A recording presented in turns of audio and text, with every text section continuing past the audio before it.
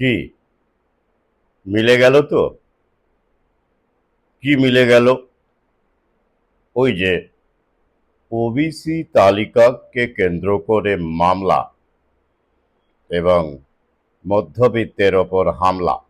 বহু আগেই বলেছিলাম যে ওবিসি কে কেন্দ্র করে যে ঘোট পাকানো হচ্ছে সেটি পূর্ব পরিকল্পিত, যাতে করে সরকারি কলেজ প্রতিষ্ঠানগুলোতে ভর্তি প্রক্রিয়া থেকে শুরু করে চাকরি বাকরি সর্বত্র একটা অচলাবস্থা জারি করা যায়, যার ফলে নিয়োগ ভর্তি সব চুলোয় ওঠে, সূত্রতার খপ্পরে পড়ে এবং লাটে ওঠে সরকারি ব্যবস্থা। পাশাপাশি বেসরকারি প্রতিষ্ঠানের রমরমা, যাতে করে হয় আর কি। এই সমস্ত কিছুকে মাথায় রেখেই এই ওবিসি মামলা, বহুমুখী পরিকল্পনা, এক ঢিলে বহু পাখি। কি বিশ্বাস হচ্ছে না? যারা আমার নিয়মিত পাঠক সহযোদ্ধা তারা ইতিমধ্যেই বিষয়গুলি বুঝতে পারেন, বুঝেছেন। নবাগত অনেকেই বোঝার চেষ্টা করছেন, কিন্তু এখনো অনেক মানুষ আছেন যারা এই বিষয়গুলো বুঝতে পারছেন না।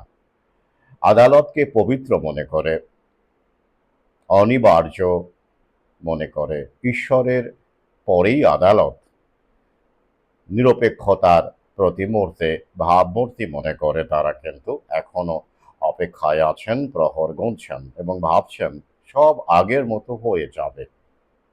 তারা এটা বুঝতে পারছেন না, আগে মানে বেশি দিন আগেকার কথা তো নয়, আধুনিক যে গণতান্ত্রিক ব্যবস্থা যারা করেছিল পতন, তারাই এটা করছে, প্রয়োজন মিটে গেছে বলে ভাঙছে। তাই এটাকে বলা হচ্ছে রিসেট অথবা বিল্ড ব্যাক বেটার অথবা নিউ ওয়ার্ল্ড অর্ডার, যে নামে ডাকুন, গন্তব্য এক।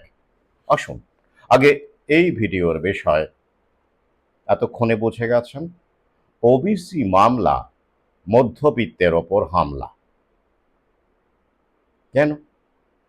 একদম সম্প্রতি কয়েক ঘন্টা আগেই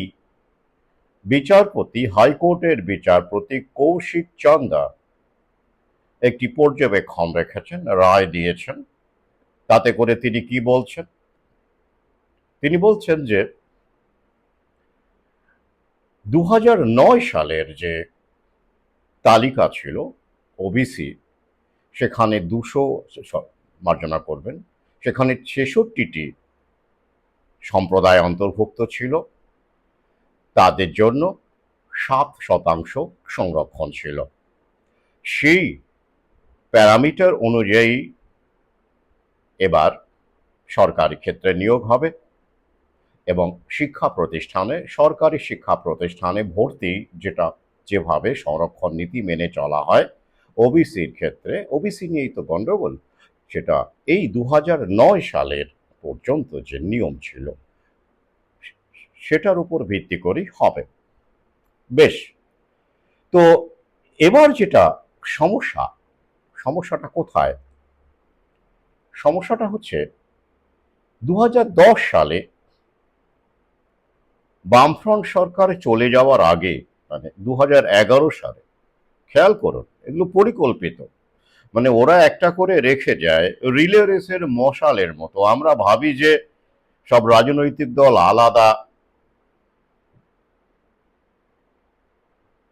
আলাদাভাবে তাদের নিজস্ব নিয়ম নীতি মেনে তারা জনগণের কথা বলে, জনগণের জন্য লড়াই করে। বাস্তবে তা নয়। ব্যাপারটা সমস্ত রাজনৈতিক দলই জায়নিস্ট শক্তি তথা জায়নিস্ট পুঁজিপতিদের লেজুর মাত্র। তাই এই বামফ্রন্ট সরকার চলে যাওয়ার আগে ওরা জানতো ওদের পালা শেষ, এবার নতুন রানীকে দায়িত্ব দিতে হবে। প্রভুরা তেমনই চাইছেন, তাই তারা জানতো বলেই সেটা ছক করে একটা জটিলতা তৈরি করে গেছে, যাতে করে এই সরকার সেটাকে শুধু সরকার নয়, আদালতকেও একটা সূত্র, মানে একটা অজুহাত, মামলা করার, মামলার মাধ্যমে হামলা করার একটা অজুহাত, একটা ইংরেজি ইডিয়ামে প্যান্ডোরাস বক্স বলে একটা ইডিয়াম আছে, আপনারা জানেন। সেই প্যান্ডোরাস বক্স স্থাপন করে গেছে আগের সরকার। তারা কি করলো? 2010 সালে ওবিসি এ এবং ওবিসি বি বলে দুটি তালিকা করা হলো, মানে ওবিসি কে ভাগ করা হলো। তার মধ্যে মোট 140টি সম্প্রদায়কে অন্তর্ভুক্ত করা হলো। তাহলে আগে কি ছিল? 2009 পর্যন্ত 66টি সম্প্রদায় ছিল ওবিসির মধ্যে, ওবিসির কোনো ভাগ ছিল না। 2010 সালে বিদায় লগ্নে রিলে রেসের মশাল বা প্যান্ডোরাস বক্স যেভাবেই বলুন না কেন, সেটা রেখে যাওয়ার জন্য সরকার, বামফ্রন্ট সরকার, এই নতুন ওবিসি নীতি চালু করে গেলেন।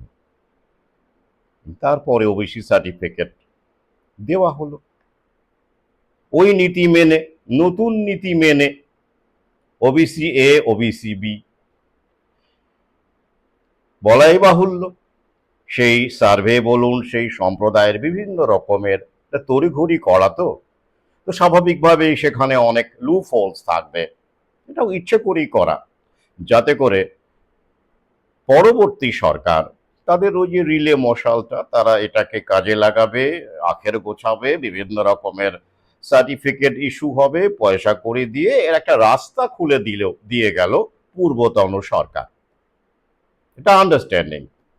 তার ফলে কি হলো? যা হবার তাই হলো। ক্ষেত্র প্রস্তুত ছিল, মামলা হলো, মামলা এখনো চলছে। ঠিক কখন মামলা হলো? যখন এই নিয়োগের, মানে করোনার লকডাউনটা মিটে গেল।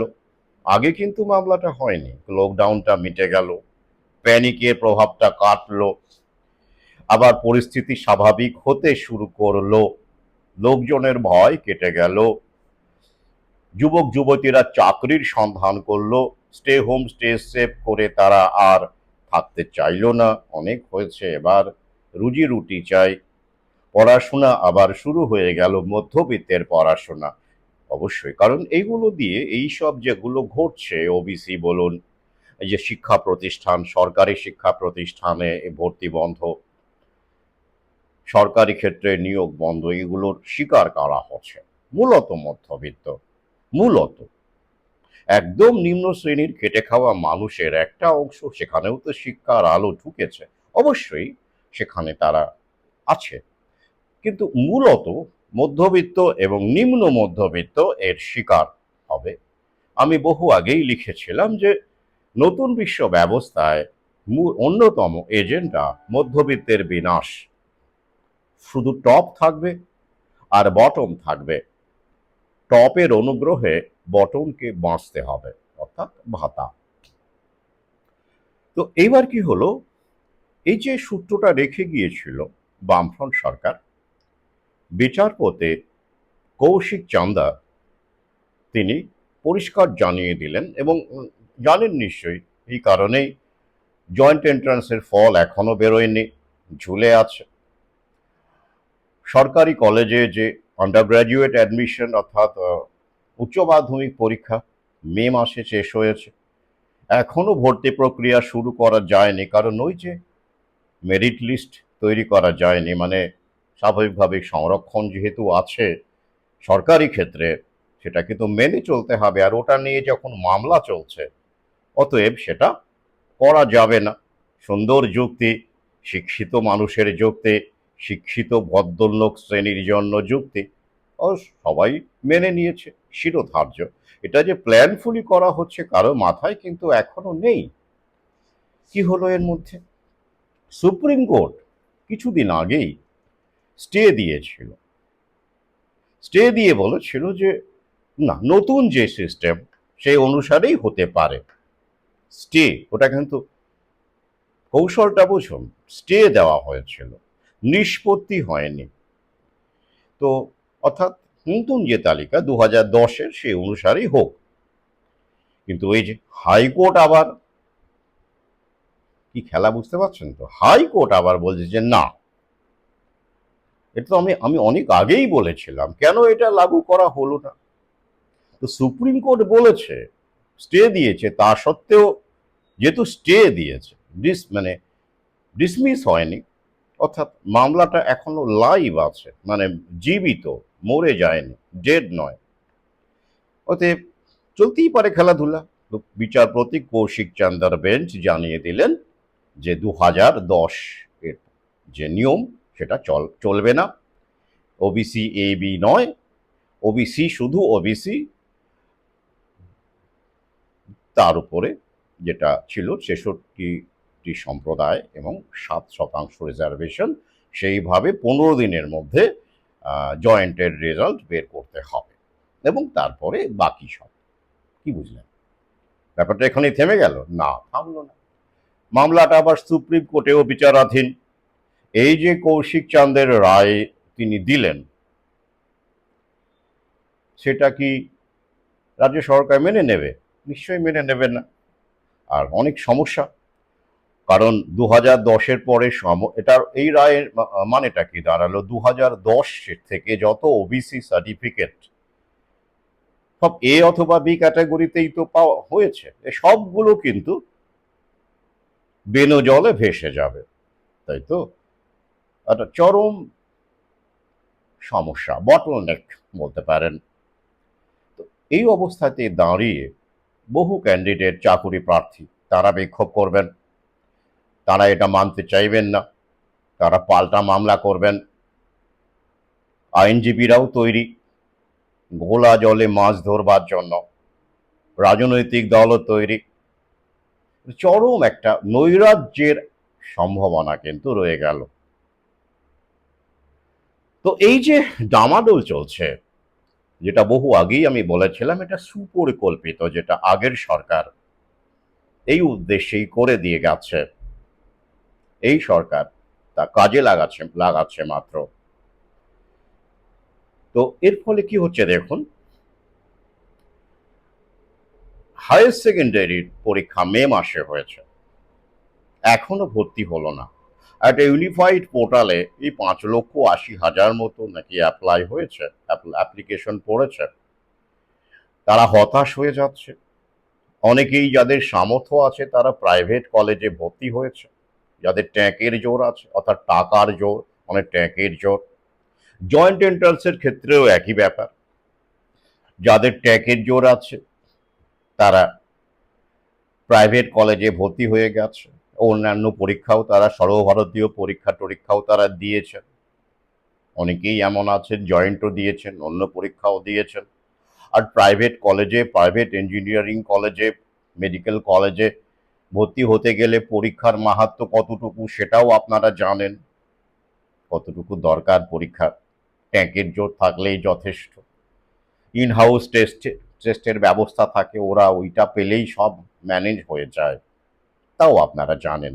তাহলে এই যে ডামাডোল করা হচ্ছে উদ্দেশ্য প্রণোদিতভাবে, তাতে করে কি কি সুবিধে হচ্ছে দেখুন, কাদের সুবিধে হচ্ছে। অবশ্যই পুঁজিপতি, যারা প্রাইভেট কলেজের পেছনে শয়ে শয়ে কোটি টাকা ইনভেস্ট করেছেন, সেটা ইঞ্জিনিয়ারিং কলেজ হোক, মেডিকেল কলেজ হোক, বিভিন্ন ক্ষেত্রে হোক, তাঁদের সোনায় সোহাগা হচ্ছে। পাশাপাশি কারণ অনেকেই যাদের সামর্থ্য আছে তারা এইসব কলেজে কিন্তু ভর্তি হয়ে গেছে। পাশাপাশি কি হচ্ছে, সরকারি কলেজের স্টুডেন্ট ভর্তি বন্ধ হয়ে গেছে, হচ্ছে না। সেখানে যদিও অধ্যাপক নিয়োগের নোটিফিকেশন কিন্তু বেরিয়ে গেছে, স্লেট। ভাবুন, ওবিসি মামলা বিষ বা জলে, সুরাহার কোনো চিহ্ন নেই, এখন আরো জটিল থেকে জটিল হচ্ছে, অথচ স্লেটের বিজ্ঞাপন অধ্যাপক নিয়োগের বেরিয়ে গেল। শুধু তাই নয়, এই তো একদিন, দুদিন বোধহয় সম্ভবত হয়েছে, নার্সিং যেটা পশ্চিমবঙ্গ সরকারের ওই বিএসসি নার্সিং, জিএনএম এর যারা কোর্স করেছেন তাদের জন্য 5,018টি পদে 39,000 টাকা মাইনেতে অলরেডি বিজ্ঞপ্তি জারি হয়ে গেছে। টাকা পয়সা দিয়ে অনলাইনে অ্যাপ্লাই করতে হবে, ভালো মাইনে। সেই বিজ্ঞপ্তিও বেরিয়ে গেল। অর্থাৎ বিজ্ঞপ্তি কিন্তু বেরোচ্ছে, তাতে অসুবিধে নেই। এসএসসি পরীক্ষাও হবে, আপনারা জানেন, ওই যে স্কুল সার্ভিস কমিশন। পাশাপাশি করণিক, গ্রন্থাগারিক, গ্রুপ ডির জন্য আবার পরীক্ষার নোটিফিকেশন বেরোবে যে কোনো দিন, এমনটাই বলা হচ্ছে। অর্থাৎ পরীক্ষা হচ্ছে, সমস্ত কিছু। পরীক্ষার তারিখটা এখনো বলা যাচ্ছে না কবে হবে। এই যেমন ধরুন এই নার্সিং এর ক্ষেত্রে রাজ্য সরকারের যে নার্স নিয়োগ 5,018, সেখানেও কিন্তু পরীক্ষার তারিখ পরে জানানো হবে বলা হচ্ছে। কিন্তু টাকা পয়সাগুলো নিয়ে নেওয়া হচ্ছে এবং যুবক যুবতীরা যারা চাকরি প্রার্থী তারা ভাবছেন এই তো হলো, এই তো হয়ে এলো, এই তো হয়ে গেল, আর কটা দিন মাত্র, তাই তো। এইভাবে কি হচ্ছে, হতাশা আস্তে আস্তে আসবে, আত্মহত্যা বাড়বে। বহু নার্সিং ক্যান্ডিডেট ইতিমধ্যে আত্মহত্যা করেছে বিভিন্ন কারণে, এটাও একটা বড় কারণ। অপেক্ষা করতে করতে হতাশা। পাশাপাশি কি হবে হচ্ছে, ওই যে সরকারি ক্ষেত্রকে যত দুর্বল করে দেওয়া যাবে তত বেশি করে প্রাইভেট সেক্টর শক্তিশালী হবে, মুনাফা বাড়বে। আরজি করের আন্দোলনটা ওই কারণেই করা। আমি সেই সময় একাধিক ভিডিওতে এই বিষয়গুলোই বলেছিলাম। কালপ্রিট ধরা পড়ল, নির্যাতিতাকে যে হত্যা করলো, ধর্ষণ করলো, নির্মমভাবে হত্যা করলো, ধরা পড়লো কেউ? কেউ ধরা পড়েনি। ওই একজন শিখণ্ডীকে দাঁড় করানো হয়েছে, কোনো প্রমাণ নেই, কিছু নেই, ওই ধনঞ্জয়ের মতো আর কি। কিন্তু যারা কারিগর, যারা এটা ঘটিয়েছেন, তাদের কোনো খবর আছে? কোনো খবর নেই। সেটা আমি এমনটাই যে ঘটবে আমি বলেছিলাম। মাঝখান থেকে কি হলো, সেই সময় ডামাডোল তৈরি করে প্রতিবাদের নামে সরকারি হাসপাতালগুলোতে অচলাবস্থা তৈরি করা হলো আন্দোলনের নামে। ফল কি হলো? তথ্য বলছে সেই সময় নার্সিংহোমগুলোতে, প্রাইভেট নার্সিংহোম বলুন, সুপার স্পেশালিটি হসপিটাল বলুন, সেখানে 40% মুনাফা বেড়ে যায়। কেন? ওই যে সরকারি হাসপাতালে অচলাবস্থা, রোগী কোথায় যাবে? তাদেরকে তো কোথাও ভর্তি হতে হবে। তো তার ওই যে সেই সুযোগটা নিয়ে নিল।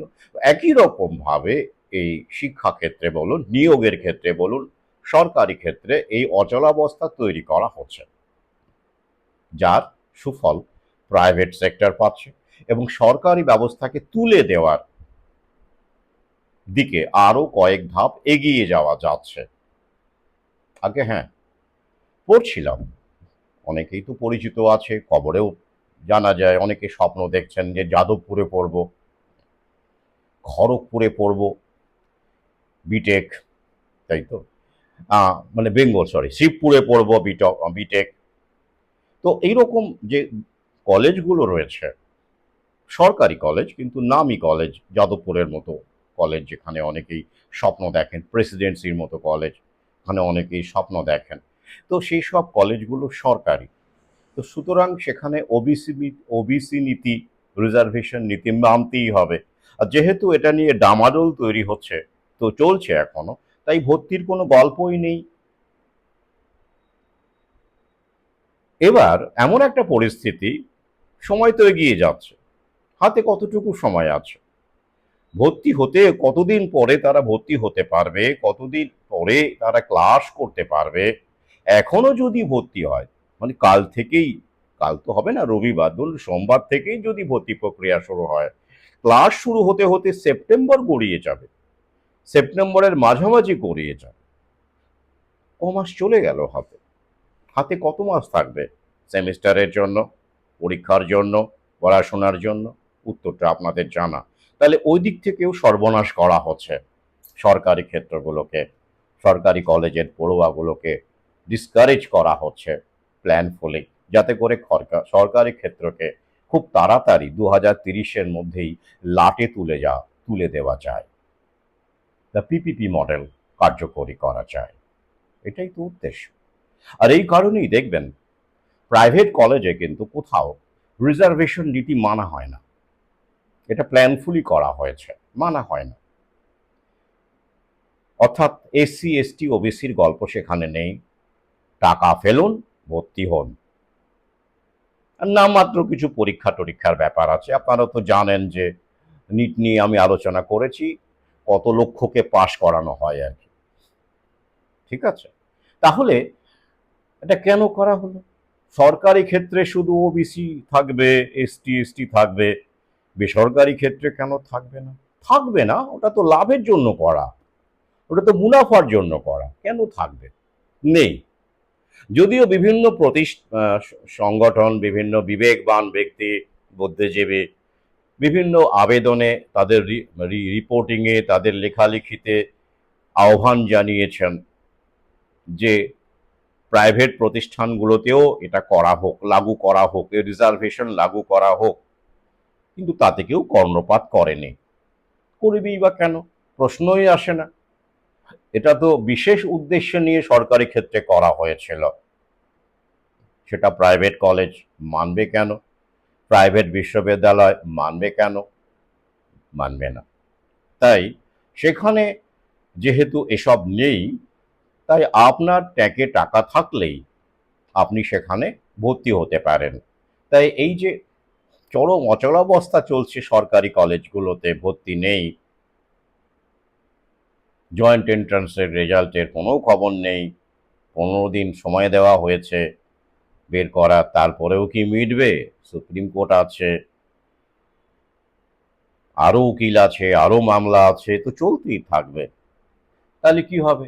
আরও যত চলতে থাকবে, আরও হতাশ হওয়া ক্যান্ডিডেটরা ঘটি বাটি বিক্রি করে, যারা এখনো প্রাইভেট কলেজে ভর্তি হননি, তারা সেখানে ভর্তি হবেন। ওই যে যারা অ্যাপ্লাই করে বসে আছেন 5,80,000 মতো, আমি এই ইউজির কথা বলছি, মানে যারা উচ্চ মাধ্যমিক পরীক্ষার পরে স্নাতক স্তরে ভর্তির কথা ভাবছেন, সেটা দেখবেন ওটা থাকবে, কিন্তু বাস্তবে কত কমতে থাকে, এবং অনেকেই দেখবেন আর পড়াশোনা করবে না, অন্যদিকে চলে যাবে। অনেকেই চলে গেছে, সরকারও সেটা চায়, এবং যাদের টাকা পয়সা আছে তারা প্রাইভেট কলেজে চলে যাক, সেটাও সরকার মানে তো ওরা সেটা সফলভাবে রূপায়ণ করছে। প্রাইভেট কলেজ যে এসব মানবে না, যতই বড় বড় কথা বলা হোক, অ্যাফার্মেটিভ অ্যাকশনের কথা বলা হোক, সেটা খুব পরিষ্কার। আর তাই আমি বহু আগেই বলেছিলাম, নতুন বিশ্ব ব্যবস্থায় রিজার্ভেশন ব্যাপারটাই থাকবে না। সেটাকে এখন কাজে লাগিয়ে সরকারি ক্ষেত্রকে তুলে দেওয়া হবে, তারপরে সবই প্রাইভেটের হাতে চলে যাবে, তখন সিম্পলি ব্যাপারটাই ভেপারাইজ হয়ে যাবে। তাই এটা আইন করে তোলা যাবে না, তুললে তো আবার গন্ডগোল বাঁধবে, দাঙ্গা বাঁধবে, মারামারি বাঁধবে, তাই না? তাই এটাই কৌশল, সব প্রাইভেটাইজ করে দাও, প্রাইভেটে এসবের নিয়ম নেই, তারা মানতে বাধ্য নয়, অতএব অটোমেটিক্যালি ব্যাপারটা উঠে যাবে। এটা বহু আগেই আমি বলেছি, নতুন বিশ্ব ব্যবস্থায় রিজার্ভেশন পলিসি থাকবে না, সেদিকেই যাচ্ছে। আচ্ছা, আর প্রাইভেট কলেজ যে মানবে না এসব, তার বহু উদাহরণ আছে। এই একদম তাজা উদাহরণ একটা আপনাদের দিয়ে দিই, লিঙ্ক দিয়ে দেব। পাটনাতে, পাটনাতে জানেন নিশ্চয় কোন সরকার, কোন রাজ্য, সেখানে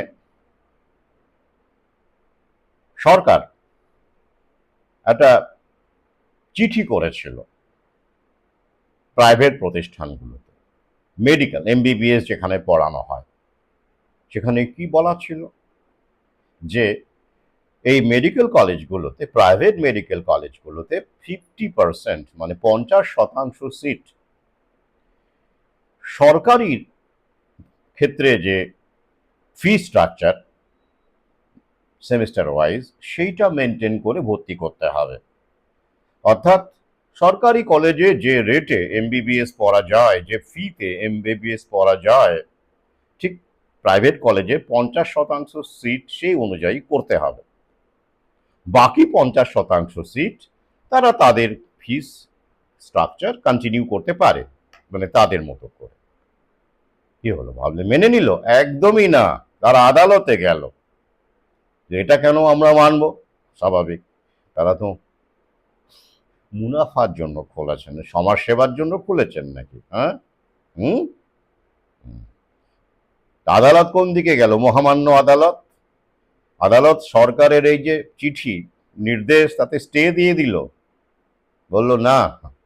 কেন না, প্রাইভেট কলেজের খরচা আছে, ইনফ্রাস্ট্রাকচার মেনটেন করতে হয়, অনেক ব্যাপার আছে, ফ্যাকাল্টি মেনটেন করতে হয়, মাইনে কত দেয় খোঁজ নিয়ে আসুন। যাই হোক, কাগজে কলমে অনেক বেশি মাইনে দেয় ওরা, বাস্তবে কত ধরায় সেসব আমি ভালো করেই জানি, ভুক্তভোগীরাও জানেন কত টাকায় সই করেন আর কত টাকা পান, গল্প আছে অনেকে সব। তো যাই হোক, মানুষ তো, মানুষের চাইতে উপরে কেউ উঠতে পারে না, মানুষের চাইতে নিচে কেউ নামতে পারে না। তো তাহলে সেখানে এই সরকারি যে লেটার, চিঠি চলল না।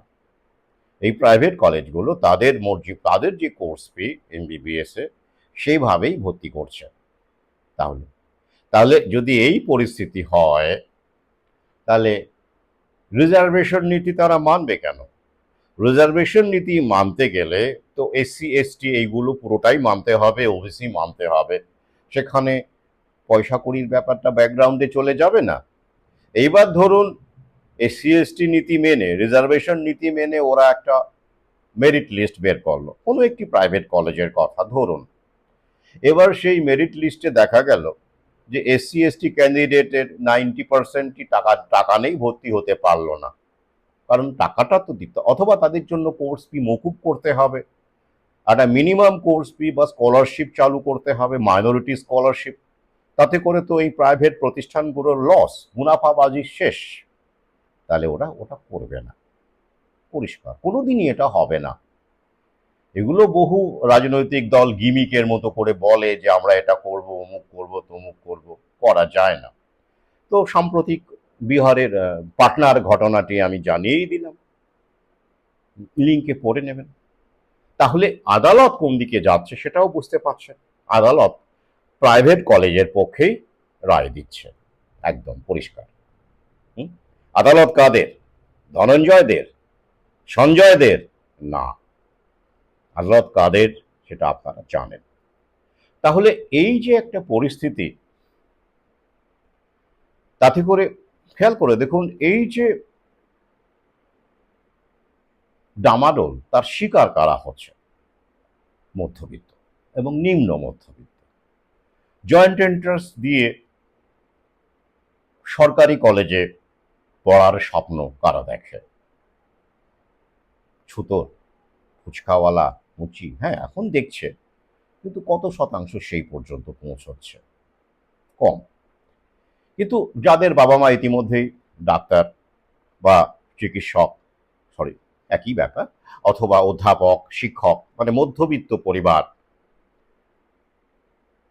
বা সরকারি চাকরি করেন, তাদের সন্তান সন্ততি মূলত এই জয়েন্টের দিকে যান এবং স্বপ্ন দেখেন যে তারা ইঞ্জিনিয়ার হবেন, ডাক্তার হবেন, চিকিৎসক হবেন এবং কম খরচে সরকারি প্রতিষ্ঠানে পড়বেন।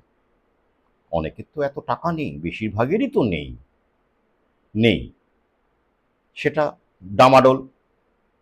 এবং এই যে উচ্চ মাধ্যমিক, ধরুন উচ্চ মাধ্যমিকের পরে স্নাতক যারা পড়তে যায়, তাদের একটা উল্লেখযোগ্য অংশই যারা স্নাতক স্তরে ভর্তি হয় মধ্যবিত্ত এবং নিম্ন মধ্যবিত্ত। বর্তমানে যা পরিস্থিতি, খোঁজ নিয়ে দেখুন, খেটে খাওয়ার সম্প্রদায়ের ছেলেমেয়েরা 9-10 থেকেই ড্রপ আউট হয়ে যাচ্ছে। তারা এই রাজ্যে না পেলে ভিন্ন রাজ্যে কাজ করতে যাচ্ছে, তারা রিয়ালিটিটা বুঝে গেছে।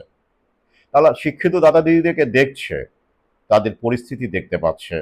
শিক্ষিত হলে অনেক কাজকর্ম তারা করতে পারেন না, শিক্ষার একটা পালিশ ঠুকে যায়, শরীর দুর্বল হয়ে যায়, মন দুর্বল হয়ে যায়, স্ট্যাটাস থাকে, ইগো থাকে, বিভিন্ন বিষয়ের কারণে মাইন্ডসেটগুলো বদলে যায়।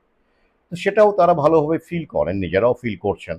তো এই জায়গা থেকে দাঁড়িয়ে তো এই খেটে খাওয়া মানুষের ছেলেমেয়েরা দেখবেন একটা উল্লেখযোগ্য অংশ, খোঁজ নিয়ে দেখুন স্কুলে স্কুলে, তারা কিন্তু 9-10 থেকেই ড্রপ আউট হয়ে যাচ্ছে এবং বিভিন্ন রাজ্যে কাজের সন্ধানে পাড়ি দিচ্ছে।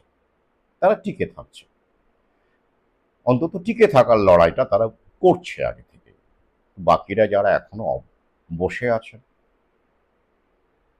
তাদের অবস্থা কি ভাবুন। কতদিন পরে ভর্তি হবেন, কবে রেজাল্ট বেরোবে, কবে মেরিট লিস্ট বেরোবে, তারপরে সরকারি কলেজে ভর্তি হবেন, কত মাসে কোর্স কমপ্লিট হবে, তারপরে কি, কোথায় যাবেন, কোন পেশায় যাবেন, কোন চাকরি পাবেন, একটা বিশাল বড় প্রশ্ন চিহ্ন, গার্গান্টুয়ান কোশ্চেন মার্ক। আবার এই ফাঁকে দেখুন কি অদ্ভুত লীলা, নোটিফিকেশন বেরিয়ে যাচ্ছে, সামান্য ভর্তি শুরু করা যাচ্ছে না সরকারি কলেজে ওবিসি ডামাডোলের জন্য, অথচ দেখুন নার্সিং এর বিজ্ঞাপন 5018, পরিষ্কার বলা হচ্ছে কোন ক্যাটাগরি, সেখানেও দেখবেন ওবিসি এ, ওবিসি বি এসব ভাগ করে করা আছে, দেখে নেবেন। বিজ্ঞপ্তিটা বেরোচ্ছে, স্লেট বেরোচ্ছে, বেরিয়ে গেছে, ফর্ম ফিল আপ চলছে। নার্সিং, জিএনএম এবং বিএসসি নার্সিং, নার্স পোস্টে, নার্সিং পোস্টে ভর্তি মানে অ্যাপ্লিকেশন নেওয়া শুরু হয়েছে অনলাইনে, তাই তো? মানে একের পর এক বিজ্ঞপ্তি বেরোচ্ছে। এসএসসি তো অনেকেই জোর কদমে পড়াশোনা করছেন। তাহলে এই যে এত এত সব বিজ্ঞপ্তি এবং টাকা দিয়ে ফর্ম ফিল আপ, সামনে নির্বাচন আছে, মাননীয় টাকা পয়সাগুলো কাজে লাগবে, ঠিক আছে, কিন্তু নিয়োগ কি করে হবে? 2009 সালের নিয়মে, সেই তালিকা অনুযায়ী, না 2010-এর পরে ওবিসি এ, ওবিসি বি যেটা এসেছে সেই অনুযায়ী। দারুণ না? দুর্দান্ত না? হ্যাঁ, এটাই হচ্ছে খেলা। ভাবুন, ভাবা প্র্যাকটিস করুন।